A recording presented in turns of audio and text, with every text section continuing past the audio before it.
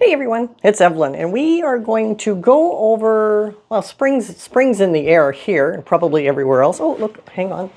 Okay, up.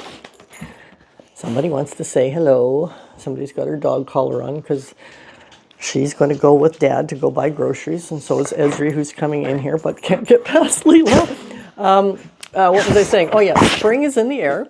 So I thought I would go over, because it's been in my mind a lot, what my favorite, most looked forward to, easiest to use, most usable spring cut flowers are, which of course goes from March 21st until June 21st-ish. And I don't have any cut flowers to use in March or really even in April, but that's why I have my 1-gallon pots of hyacinths, daffodils, and tulips that I sell at the Flower Wagon. But saying that, I do start to get a cut flower around the second or third week in April, and I have already had 3 flowers blooming on it so far, and it's only the 2nd of April. Okay, off. No, off. I know I said you could come up, but off. And that, of course, is my camellia.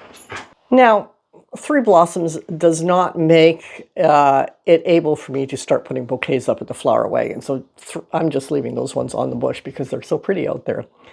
When I do have more blossoms coming, oh, and by the way, those 3 are not small or shattering like they did last year, so yay, that means I'll be able to use them again this year, because I really missed having them last year from that one really cold night that we had that sort of ruined all the camellia flowers on the bush, so not available last year. But once I have enough camellias to start cutting from, and I can, oh, I've got a little dog hair in my fingers there, I get enough flowers to start making bouquets from. That's exciting. I use the green of the camellia as a foliage filler in the bouquet as well, as you can see in this bouquet that I'm putting up here. Actually, I'm just going to move over a bit so I can have a bit more room to put things up there. However, the other thing that I absolutely love and look forward to using in camellia bouquets is the sand cherry branches, because they are in flower with the little sort of burgundy brown leaves just starting. They flower first, and after the flowers are open, then the leaves start to open. And I really look forward to using those in my bouquets as well. However, I don't have a sand cherry on my property, and my property's not big enough to plant one. If it was big enough, I would have a sand cherry on there because I love them so much. There's other foliage that I use in the spring from off property as well. And by the way, this is not going to be just cut flowers. It's going to be bouquet ingredients that I use for the spring. There are other foliage that I cut from trees that are not on my property, but they're not going to make this list because they are not ones that I really look forward to using. They are ones that I have available and kind of need. But if I had something else, I would use something else. And as soon as I have something else, I stop using them. But the sand cherry branches, they're just exquisite with their little pink blossoms and their little burgundy brown leaves mixed in with that beautiful pink of the camellia, as well as the lush, shiny evergreen foliage that comes with the camellia flowers on the branches.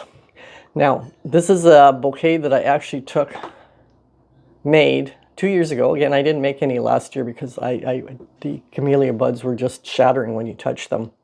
And this is one that I did the year before. So you can see in this particular vase arrangement, I've also added in dried poppy pods, which is something else that I will use a lot of in the spring until I have more things available.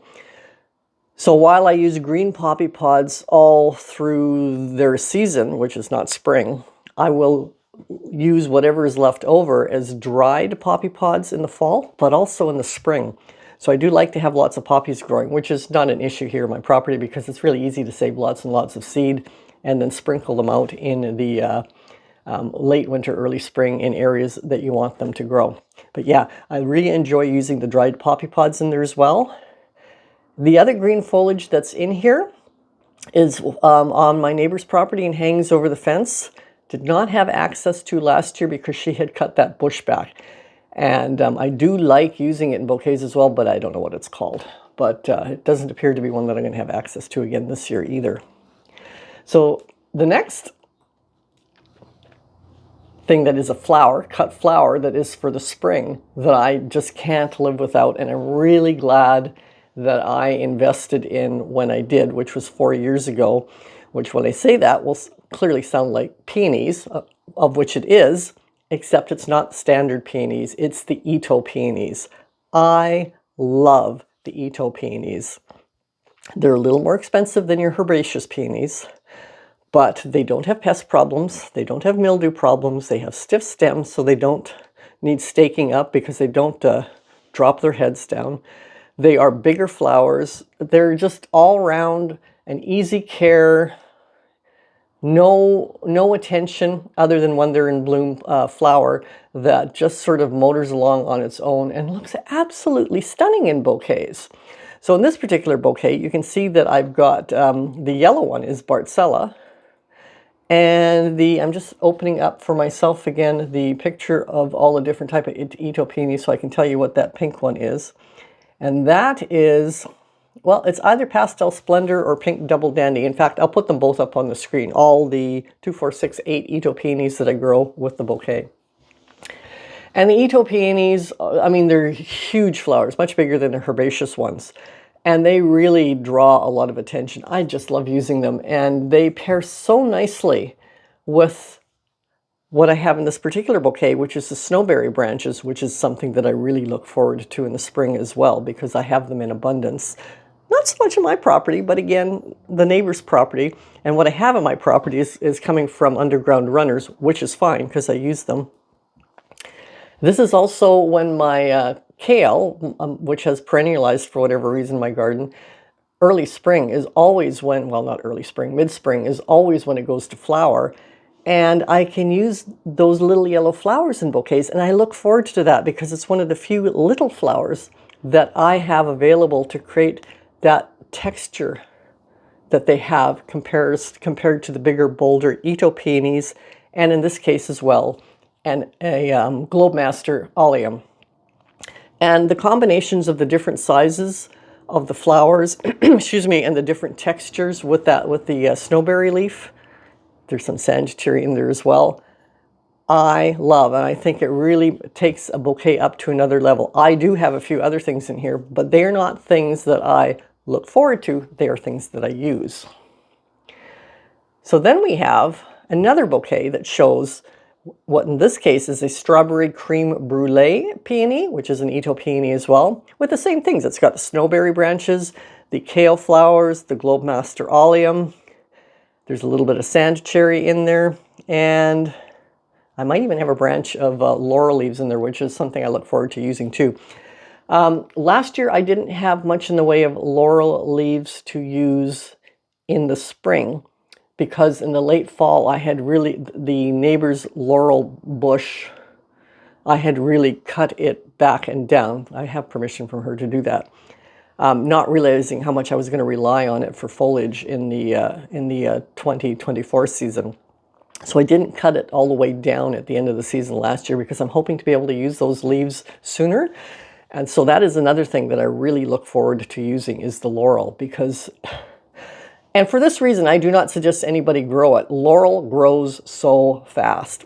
In my neck of the woods, people grow laurel a lot to create a instant hedge against the sound of, especially like on Alder Street, against the sound of the traffic, or just for privacy, thinking that it grows really tall and fast because that's kind of how it's marketed.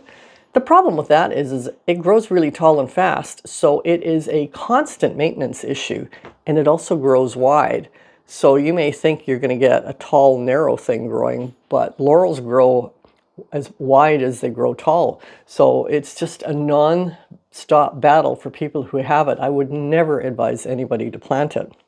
However, it's not on my property, it's on my neighbor's, and I use so much of it. I am so happy for it to be there. I did forget to mention at the beginning of this video that on April 30th will be the April Q&A for my videos for this month, so don't forget to leave questions down in the comment section below if you have any questions. And quite often I will take those questions and expand on them in greater detail in the Q&A. So looking forward to everybody's questions. I did speak in a couple of the earlier bouquets about the kale flowers. I just thought I'd show you what they look like in the garden. I mean, you can see it's prolific. They put out so many branches of the flowers that it seems like it's a never-ending supply of the flowers until all of a sudden at some point they're not there anymore. But even when they start going to seed pods, those seed pods look really cool in bouquets as well. So is there any seed pods in this particular photo? Yeah, you can. If you follow down the yellow flowers on any one of these stems, you can see there is some sort of just long, skinny, like green things, almost like skinny bean looking things. Those are the seed pods. They add really cool texture to a bouquet as well. So when I stop having as many flowers on the kale plants, the texture of those seed pods adds a lot to the bouquet as well. So I'm really thrilled with having my kale having perennialized and being able to use it every year for flowers. So if you're enjoying this video so far, don't forget to give me a thumbs up, and also don't forget to subscribe if you haven't already. So what are we going to talk about next? It's probably something we've already talked about before, and that is the snowberry. So this is a branch of snowberry, or a shoot if you want to call it like that, because that's how it comes out of the ground. It kind of grows in a bush format, and it's got underground runners, and along the runner it sends out these long, thin shoots with these little leaves that pair all the way up the stem. They look really beautiful in a bouquet. I'm really enjoying using them. It's another one of those plants where I was really annoyed that it was coming under the fence and I was constantly having to deal with it. Now I'm glad that it does, because I really enjoy using it. And of course, if you've been following any of my videos in the past, you'll know that when I actually get the snowberries, I just love using those in bouquets as well. But this is about spring. So as we've talked about a couple of flowers and we've talked about a few fillers, I am really looking forward to the next flower that I'm going to talk about, which is, and it's actually two flowers, but I consider them to be the same, the Globe Master and the Ambassador Alliums. They are spectacular. And the bulbs are expensive, so that's something that very few people have in their garden, much like the Ito peonies. Very few people have the Ito peonies in their garden. Very few people have camellia bush in their garden. Very few people have the Globe Master or Ambassador Alliums in their garden. So all of these to use in bouquets at my roadside flower wagon makes it a bit more unique. Now with the peonies, especially because the Ito peonies bloom before the herbaceous peonies.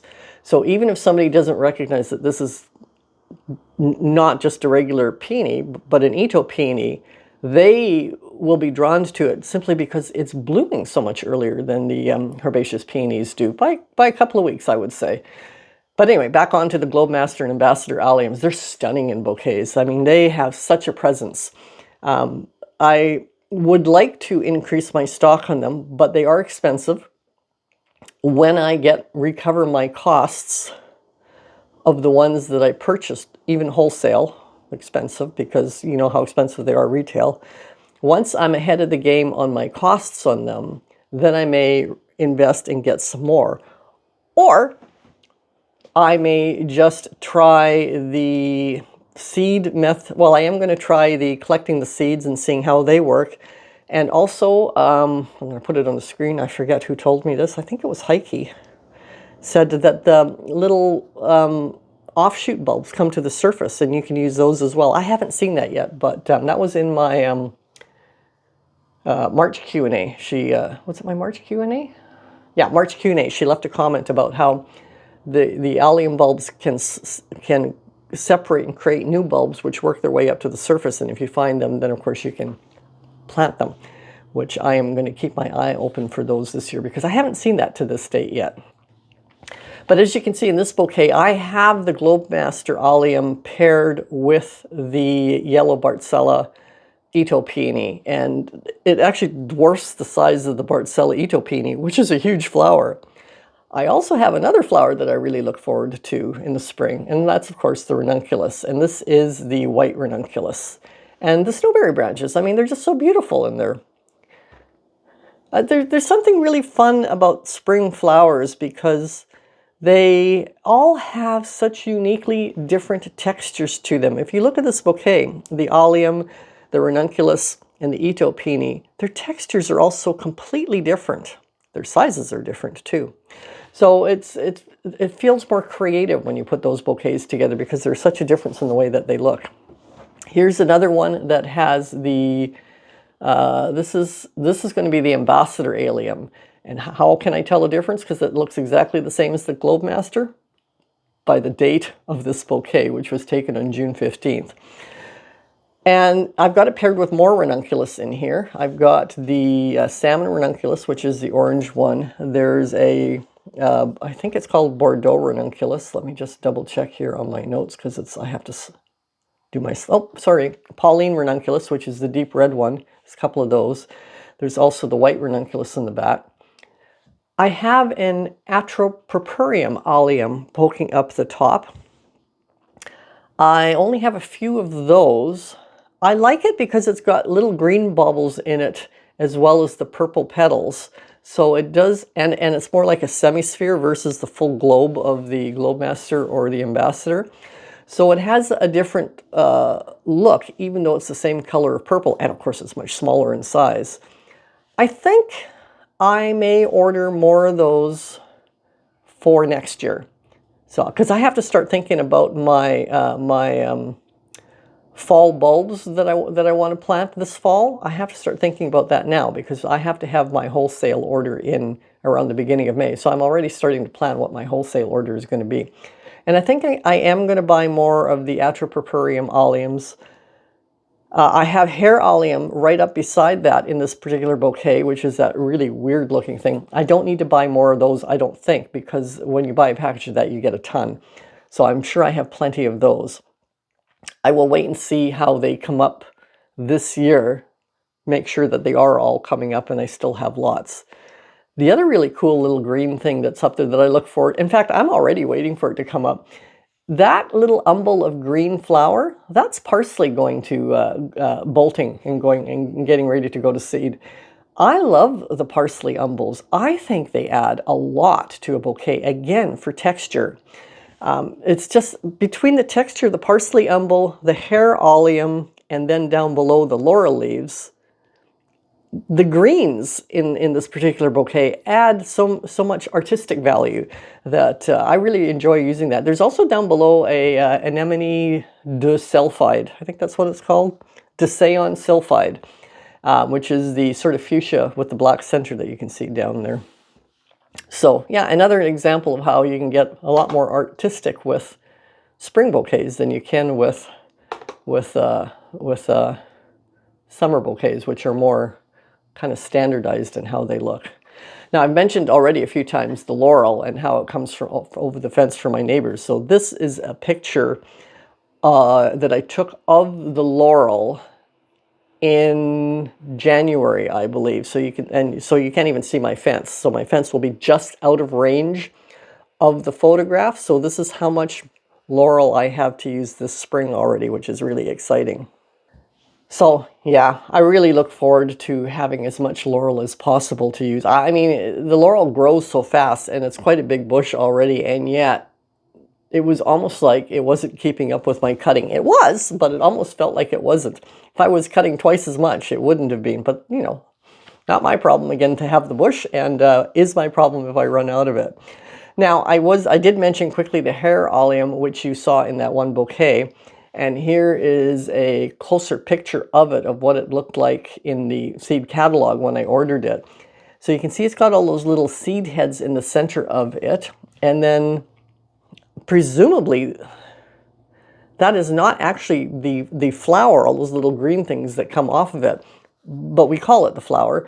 And the texture of that is just, there is nothing really comparable to it. So I really am looking forward to using it again in my spring bouquets because it has such an interesting, different look. And again, it's not something that people grow in their flower beds in their gardens. So people who grow flowers and then come to my flower wagon for bouquets, they are seeing things that they don't see in their garden or their neighbor's garden or their friend's garden. So that makes my bouquets quite a bit more unique. I'm specifically growing things that aren't something they can go out, well, they could if they had it, but aren't something that they have in their garden, so they can't go out and cut a bouquet and have this variety of things within that bouquet. And that's something that's really important to me.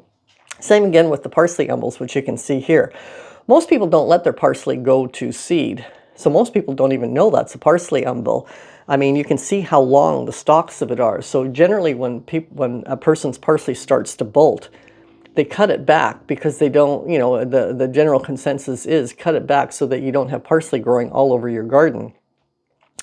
I let it bolt because I'm using those flower umbels. It's not going to be all over my garden because the seeds are never going to get a chance to develop. That's one of the difference between a cut flower grower and just a flower grower is you never really worry too much about seeds going everywhere because you're using so much of the flower heads when you do them. And even so, we have so many birds that those things that bolt and go to seed and send seeds everywhere, very seldom make an issue in my garden. I mean, things will still pop up, but not nearly as many as you would think for how many seeds end up being out there. So here's another bouquet that I am showing that has the ambassador allium in it, another atropurpureum allium in it. It has the parsley umbels, it has the snowberries, it has the ranunculus, and it has the laurel leaves. But why I am putting this particular bouquet up on the screen is because it also has a bachelor button in it. Now the bachelor's buttons, I do not like the blue ones, I do not like the pink ones. I love that deep, dark purple shade. And maybe it's because it goes so well with the palette of flowers that I grow, but that particular deep, deep, dark purple goes so well with the Alliums purples, goes so well with the pink ranunculus. It's a kind of a shadow color because it's so deep, but it has its own really interesting texture to it, which I love. And the bachelor buttons, which I planted out beginning of March, it was in my early March planting video that I did. They are another thing that I really look forward to. In fact, everything in this bouquet is something that I look really, really forward to, except for maybe the atropurpureum alliums. That is not something that I have looked forward to, but it might simply be because I've only had a few of them, so I haven't experimented out enough with them. If I buy more and have more to use, I might find that I really look forward to them as well. So I talked about the ranunculus and I pointed a few, but I just wanted to highlight the ranunculus that I like because there is a couple that I dropped this year. So the Amandine salmon. This is again a picture from the catalog and it really has that sort of salmon pale orange look. In my cut flower beds, it comes up very strong orange. And the first year I had it, I didn't like it. It was just such a powerful orange. However, since it is the opposite color of purple, and since I now grow a lot of the Alliums, which have that purple shade, it works beautifully with the Alliums as an opposing color. So my original first year of growing the orange one, or the salmon ones, where I didn't like them, I now do like them and look forward to having that color in my garden. The Amandine marshmallow, which is the pink ones, it of course goes with purple as well, but it goes with so many other things. So it went, the pink ones go so well with all of the Ito peonies that I have that I really enjoy using them with the Ito peonies. And the white ones, well, of course, white goes with everything. And if you've been following me for a while, you know that I find it difficult to use a large white flower in a bouquet, but little ones like the Amandine white ranunculus and a few others, because they're smaller, they add sunlight dance into the bouquet because they're just these little spots of white, which really bring a lot of life and lightness and sunlight to a bouquet, as opposed to the black button, bachelor button in that deep purple, which does the opposite. It brings a lot of depth and shadow color to a bouquet, and even smaller yet. Now the Pauline ranunculus is my favorite. That shade of deep red is my absolute favorite in all flowers. I would never have known that until I started becoming a cut flower grower, that I loved that deep, deep, dark red color. I think it's just stunning as a flower. And I love it in dahlias with my Spartacus. I love it in my espressos with my espressos, my gladiola with my espresso gladiolas. It's a color that I just think is stunning. Now here is a bouquet that again has, I'm going to look at the date, that would be an ambassador allium, and you can see in here, aside from the ranunculus, the parsley umbels, the black button bachelor buttons, the hair allium, and laurel leaves. I have quite a few anemones as well. So I have the anemone Marron Bordeaux, which is again that really deep dark red, which is again my favorite anemone. There's also the anemone de Sion Sylphide in there, which is the more of that fuchsia color. Those two were my favorite anemones that I grew last year, especially the Bordeaux one. I love those two colors. And they grow quite big. As you can see, they're sort of dwarfing, making the ranunculus quite dwarfed in size compared to them. And and they bloom for me forever. I think I was still getting anemones in July. So they are a flower that I love using the bouquet, those two colors, especially the Bordeaux. So I really look forward to them coming to their own in the spring. But then I can use them through the first half of the summer as well. Whereas the ranunculus, of course, by that are finished as soon as the temperatures, the soil temperature below ground where the corms are, gets to about 22 degrees, they'll stop flowering. But for whatever reason, the anemones keep on going. And look how beautiful that Bordeaux anemone looks with that black button bachelor button.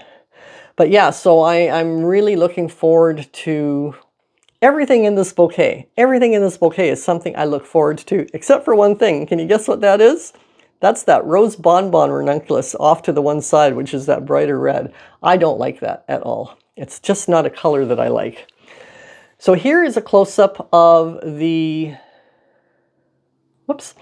anemone Marron Bordeaux. So you can see it's got the same dark center that a lot of anemones have. I think they all have it, maybe not. But because the coloration of that red is so deep, you almost don't notice the dark black center of it. That's how deep the red is on it. And I just absolutely love that. It's such a beautiful flower. The anemone de Sion Sylphide, on the other hand, is much brighter in color with its fuchsia. Fuchsia is not a favorite color of mine, but I do like using it in the bouquets. But it's not a color that I reach for a lot in anything. I don't think you can find a piece of fuchsia in my wardrobe, and I should keep my mouth shut on that because, you know, you never know. Sometime in the next year I might show up on here wearing fuchsia. Anyway, so yeah, it's another one that I really like and I found really, really useful. And I did find both those anemones to be quite prolific in the garden. Because I really enjoyed those two, I'm still experimenting with trying to find other anemones that I like. So this year, for the first time, I am growing the Anemone Caramel Pastel Mix. And I hope I like it. It didn't do well in my seed room. For whatever reason, the corms, at least 50% of them, got moldy. I seem to, every time I try out new anemones, some of them do fantastic and some of them mold out. I don't know what it is because there's no difference in the way one type of anemone is treated to another. I do know that the ones that I dig up and restart for the following years, they never go moldy. So even though I lost half of these, if they multiply, it will make up for it. And of course, I only buy the kind that you can dig up and replant. I think it's a waste of money to be buying any kind of ranunculus or anemone that has patents on it that you must dig up and throw away at the end of the season. That is not something that I think is a good investment for anybody. If you for the cost of what it is, it's not like a seed. It's not like a sunflower seed that costs pennies. So to be able to only use it once and put all that labor into it and the cost of the corm, and then the labor to dig it up and toss it, yeah, no, that's not something I would ever do. I don't care how much better looking it is. It's not a cost-effective thing to do. It's not a good business thing to do. Anyway, the other one that I'm trying out is just the Anemone Caramel White, which is the white petals with the black center. I think that's quite beautiful. It's very similar to the blueberry, which I didn't like, except the blueberry is blue and this one's black. So hopefully that will be the difference. And I'm looking forward to trying those two out. This is a close-up shot of the black button bachelor buttons that I had growing in my garden last year. So you can see they're really small, but there's so much texture involved in that. So they don't end up being this little black hole. There's so much happening within that tiny little flower that is just really quite beautiful. So it gives the bouquet depth, not just for the darkness of color, But it's like a piece of artwork. Some art is meant to be seen at a distance and some is meant to be seen up close.